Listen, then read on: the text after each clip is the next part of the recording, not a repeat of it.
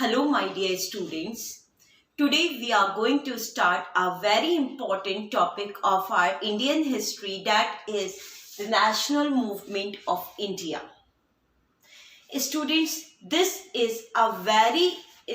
was the very important phase of the Indian history, and due to the coming of this phase only, we Indians or our country is independent. What we are now is only because of this national movement. So it is important for us to understand firstly what is national movement. Students, national movement is not just a one movement, a one incidence.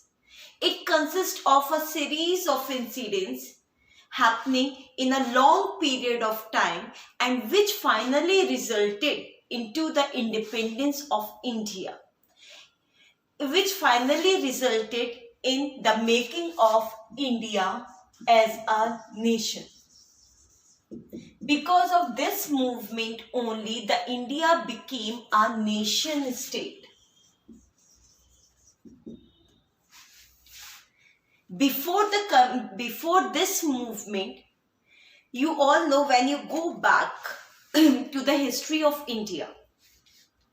So beta, we have seen that from a long time, India was the land of the foreigners. It means that many foreign rulers keep on coming to India and they settled over here and they make India their homeland.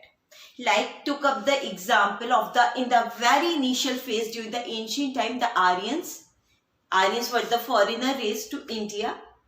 The original Indians are said to be the Dravidian race, which I told you earlier also, means the South Indian people. The Aryans came to India from Central Asia. It was the race came to India. The people living in North India are the Aryan race. Okay, we all are the Aryan race. So initially Aryans came to India. After that, many other rulers came to India, like that of the rulers of the Delhi Sultanate, or finally you can take example of the Mughals. They all came to India, okay, and get settled over here. They make India their homeland. Whatever thing they did here, they did for the welfare of the country, for the welfare of its people. And one important thing, the coming of these people, these foreigners to India, it do not change the social milieu of the country so much. It do not change the society of the country so much. But what is different in these foreigners and in Britishers? Britishers, when came to India, they never considered India to be their homeland. They never came to India with the intention to get settled over here. What they did, they came here and they use India, they exploit India for their financial benefit. You all know during that time, Industrial Revolution came in Britain. So what Britishers did, they came India and made in the land India to be their colony for exporting raw material from India to Britain for the industries, to feed the industries. And after when those from that raw material the finished product was made, then they supplied that to India and they made India their market. Means they exploited India, they used the country only for their financial benefit. That's why one of the great scholars of our country named Dadabhai Naoroji, he also wrote a book on this theme. The title of the book was Poverty and Un-British Rule of India. And in this book, he explained about the drain of wealth done by the Britishers from India to Britain. What is drain of wealth? Wealth means the money, and drain means to carry. Means Britishers carried all the wealth from India to their own country. They exploited it. They never considered India to be their homeland. And this was the main reason why all Indians came together and this national movement, a movement said to be the national movement, started, and finally we got succeeded in that, and we got the independence from Britishers and make the India our country, to be a nation. Beta, now start from another thing. One important thing: before the coming of Britishers, in India was not a country, it was not a nation. There was no concept of nationhood in the country. The land of the area was divided into various empires, various kingdoms. It was under the various king, and the loyalty of the people was for their ruler, not for the country. They do not having such a feeling of the love for the nation. They even don't know the concept of nation. What is nation? So beta, firstly we will study, as the title is national movement. National movement means the movement for the making of the nation state, for the making of the nation. But for this, it is important to know what is nation. So how will you define a nation? Nation is a land having a definite boundary. Nation is a land having a well-defined boundary, and one characteristic, second characteristic, the people living on this land share a common identity. They have the common identity, common history, and a feeling of the brotherhood among themselves, feeling of a oneness. When the people living on one land, they share common interest, they share common history, they have a feeling of oneness, then all these things together make, and they live in a particular boundary, in a particular well-defined boundary territory, then all these things led to the formation of the nation state. Okay, so this is the nation state. Now come to India before the coming of this national movement. Students, you all know in this 8th standard we have studied about the modern India, how the Britishers came to India, and after defeating the Indian rulers, how they established their rule. Firstly the Battle of Plassey and then the Battle of Buxar. After that they established their rule in India. And as I told you that earlier, Britishers came here for the purpose of trade. They brought the money from their country, buy the things from here. But after Battle of Buxar, when they took up the tariff, they became the ruler of the country. Then they financed their trade from the money which they collected from India in the form of land revenue. Means they started getting the financial benefit from India. Okay. After that, what happened? In one of the chapter titled Revolt of 1857, which is also considered to be the first war of independence, you have seen that it was the first time when most of the Indians came together to fight against a common cause. That was the Britishers. This thing you have studied. Okay.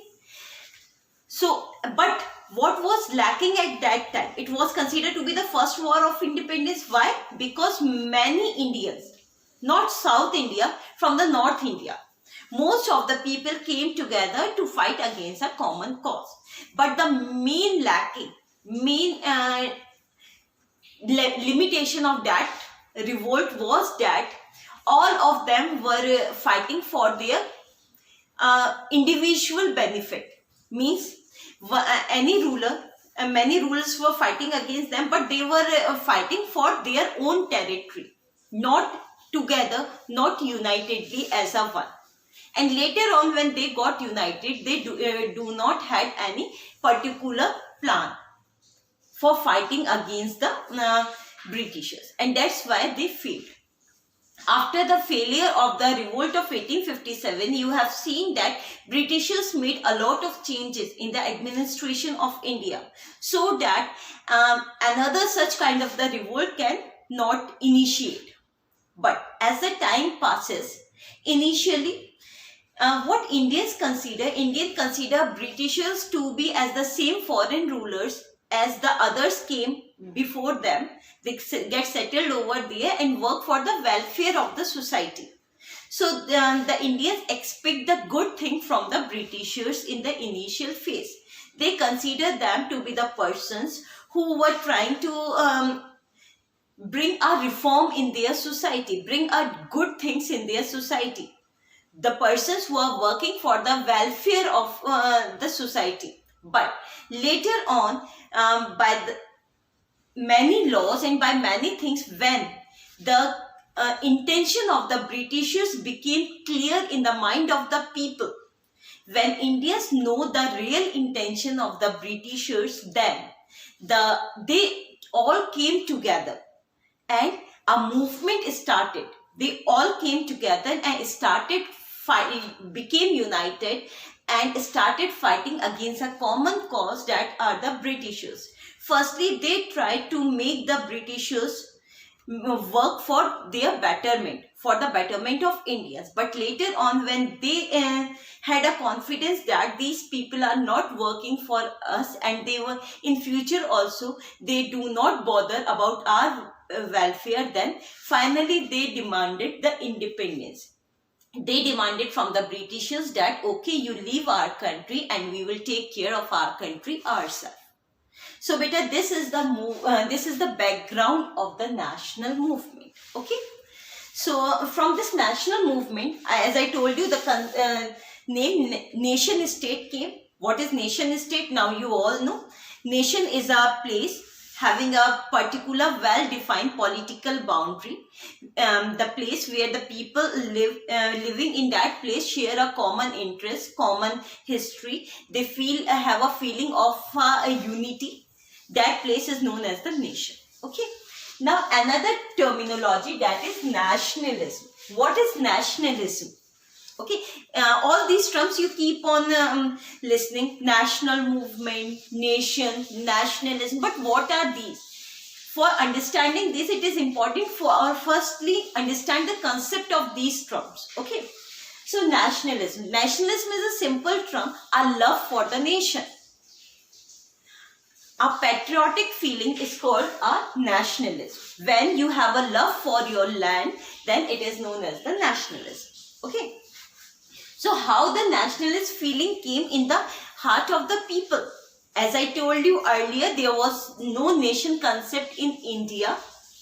People were fighting for their king, and king was fighting for their territory, for saving their kingdom, for saving their empire.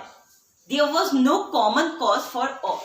Okay, so what were the things which led to the building of the national consciousness in the mind of the people?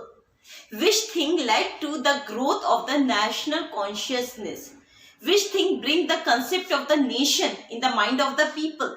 What were the causes which unite all the Indians together? Now we will study all those causes. Reasons for the growth of national consciousness. National consciousness means the feeling of the nation in the mind of the people. How India became nation. How people started having a love for the nation, nationalistic feeling among them. What were the things? What were the causes behind it? Now we will study one by one. Okay, here we are discussing just 9 causes, important causes. Apart from that, many small causes were also there. Okay, now we look after them one by one. Political and administrative unification. Students, before the coming of Britishers to India, India was not politically unified. Like Mughal Empire was there, it spread to almost whole of the Indian subcontinent, but whole of India was still not under that. Like eastern state of India, were few states were there who were independent. At the most of the South India, Mughals tried to have a control. Many times they controlled the land, but when they went back to North India, then the people who were there in South India, they again declared their independence. Okay, it means that there was no unification, no political unification. So they were the Britishers who unified them, who bring the political unification. How they unified them? Not intentionally, but unintentionally. How? They unify the India in an administrative way. When they were themselves a common ruler, then they implement a common rules and regulation, common administration to the whole of the land, common legal system to in whole of the Indian subcontinent, common currency. So all these things led to the political and administrative unification of India. So it was done by the Britishers themselves.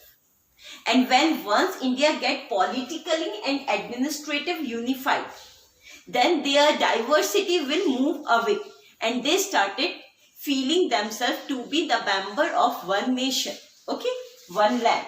So this is one of the reasons behind the growth of the national consciousness. That is the political and administrative unification of the land. Second, socio-religious reform movement. As in one of the chapter you have studied that there were many social and religious reform brought in India, firstly by the Indians, and it was held by the Britishers by making the law regarding that. Like for example, Raja Ram Mohan Roy, he worked for the abolition of Sati Pratha, then the widow remarriage. After Raja Ram Mohan Roy, Swami Vivekanand was there, yes. Dayanand Saraswati ji was there. So many Indian social reformers were there who worked for removing the social evils from the society. Social evils means the things which were bad in the society. So that thing also helped the Indians to grow, to grow from the evil thing, to remove the evil thing from the society. Now the third thing, economic exploitation by the Britishers. As I told you, when Britishers came to India, at that time Industrial Revolution came in Britain, and what Britishers started, they started using India as the source of raw material for their industries in Britain. And after making the product by the machine in Britain, then they make those products, they brought those products to India and use India as the market for their products. And all these things led to the ruin of, shutdown of the Indian local industries, handicraft industries, which were well furnished at that time, which were working very well. And at that time, India was a self-sufficient country which do not depend on for any of the thing on any other nation. But this economic exploitation of India by the Britishers made India to be a dependent country. Its economy keep on going down because of this. Because all the wealth of India got drained to Britain. And all the self-sufficiency which was there in the Indian economy, like the Indian handicraft industries or other industries which were there in India, all those were shut down, closed down because of the policies of the Britishers. Because those industries face a tough competition by a machine-made products coming from the Britain. As well as Britishers made the rules, the laws like that which benefit the imported material as compared to the local material. All these things led to the huge loss to these Indian industries, and finally these small scale cottage industries of India, due to which the India was a self-sufficient country, got shut down, and economy of India suffered a lot. Okay, so all these things, this economic exploitation done by the Britishers also work as an eye-opener for the Indians. When they realized the real intention of the Britishers, they really realized that they are not working for our benefit. Okay, now the fourth one, development of rapid means of transport and communication.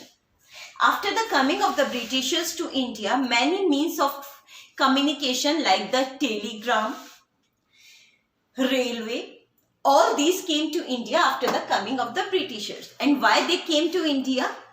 It is said that railway came to India in 1853. Remember this thing. These question can be asked in a competitive exam. Okay. When railway came, 1853. Railway line came to India. Telegram system came to India. And postal system came to India only after the coming of the Britishers. And these things said to be the blessing in disguise. Blessing in disguise. Blessing in disguise means these things were the blessings for Indians, because it is help in the modernization of India, in the growth of India. But these blessings were brought to India by the Britishers, but not intentionally for the welfare of Indians. So that's why it is said to be the blessing in disguise. They brought these things to India for their own benefit, for their own administrative convenience. But they work as the booster of the growth of India. By the coming of railway and communication system, now Indians from living in the various part of the country can communicate with one another. And this communication led to the accelerating of the nationalistic feeling among them. Now they can talk with one another about the things, about the bad things in the administration done by the Britishers. Now they can have the exchange of feeling. They can know about the news, what is going on in another part of the country. And by this they became aware what the Britishers were doing in the whole country. Okay. And this thing led to the national consciousness. Bring the national consciousness in the mind of the Indian. So the development of transport and communication also help in the growth of the national consciousness in the mind of the people. Now, fifth point, impact of Western thought and education. Students, as the Britishers came to India, they bring a change in the education system of India. They brought English to India, and the middle class Indian started studying the English language. And the knowledge of English language helped them a lot, because earlier what was there? North Indian people cannot communicate with the South Indian people because of the language difference. But when in both the places people started learning the English, now they have the common medium to communicate with one another, to exchange their ideas. Okay, so this is one thing, how this thing helped them to reduce the gap of communication between them, the coming of the English. Another thing, the coming of the Western education helped the Indians to be aware about what is happening all around the world. They studied, like you know about the Bhagat Singh, when he was taken to the for hanging. Before that, he was reading a book, a biography of one of the revolutionary. Okay, at that time the French Revolution came. The Italian unification of Italy. Italy also became a nation state. Germany became a nation state. So all these, now the Indians also know through these book about what is nationalism, how the people work for the making of the nation, how the revolution came. They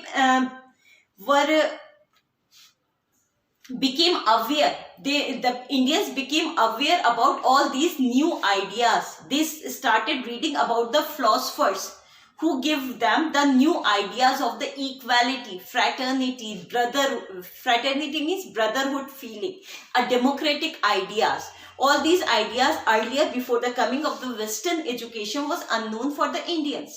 So the coming of the Western thought and the education make the Indians aware, open them the window of the new thought, what is going on in the world, make them aware. Okay, now the next, Indian press and literature. Then Indians open up their press, where the newspapers and magazine get printed up, and through these newspapers and magazine, the general people, the common people also became aware what is happening all around the world. Means and they also became aware about the ideas, ideology, and the thought and the event of the other Indians who were educated, who can think about these ideas.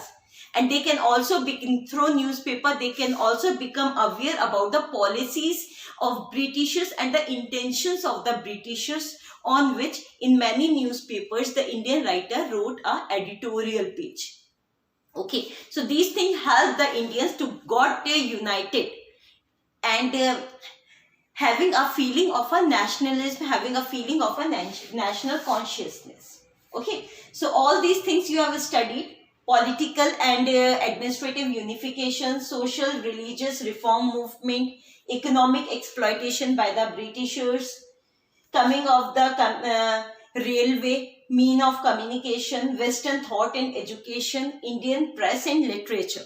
All these things started building a feeling of our nationalism, national consciousness in the mind of the people. But there were certain immediate causes which made the Indians realize about the real intention of the Britishers. And those things, those incidents happened in the year around 1870s. Okay, like the immediate factors were the law passed in the year 1878. One of the law was known as the Vernacular Press Act. Beta, vernacular is the term used for a local language. Press means where the newspaper and the magazine got printed.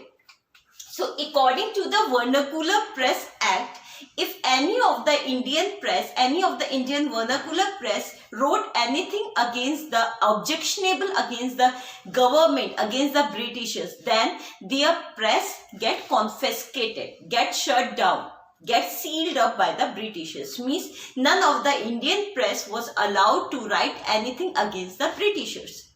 So this thing was seen by the Indians to be the thing which curtailed their freedom of speech and expression, because till the time they became aware about all these concepts, about the freedom feeling, freedom of expression, all these fundamental rights, democratic rights.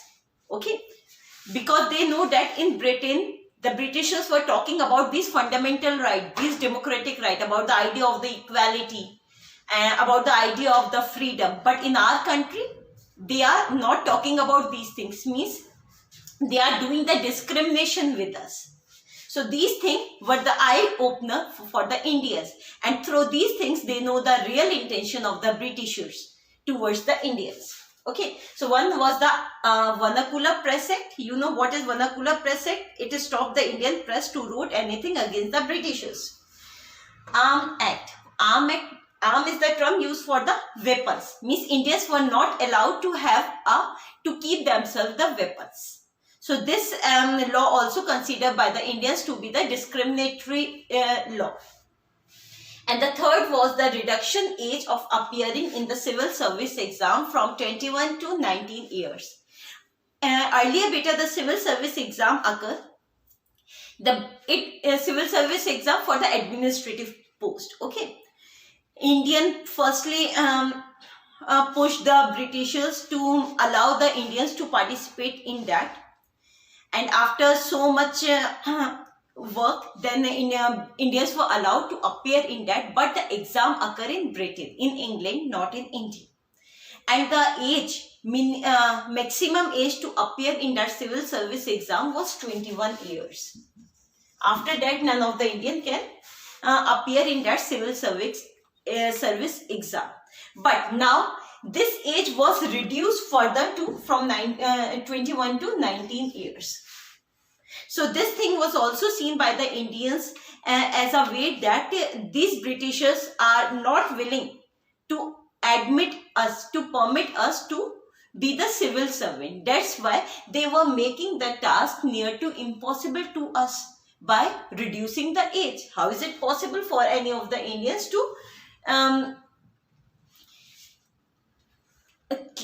clear the exam at this age? Means it became so much difficult, not impossible.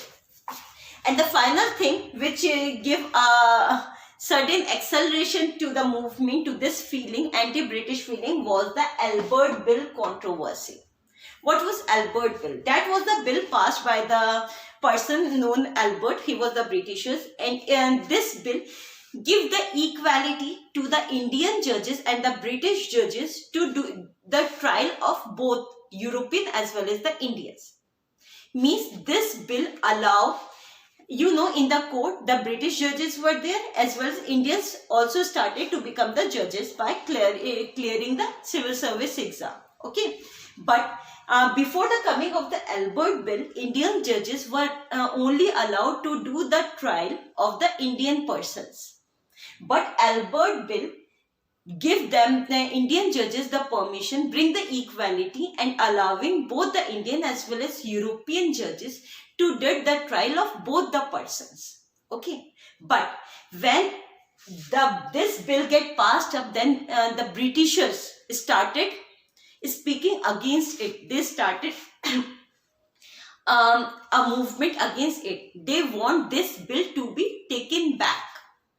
So when Indians know about this thing, about the resistance done by the Britishers for this bill, then they know the real intention of the Britishers. Now they understood that these Britishers consider us to be inferior to them. And that's why they do not want us to do the trial of their people. So this thing bring the Indian to know about the discriminatory thinking of the Britishers. And all these things led to the building of the growth of the national consciousness in the mind of the people. And after all these, now the Indians started to be united and started working for the welfare of their people as a common, not for their own territory only. Okay, this is all in this video. Thank you.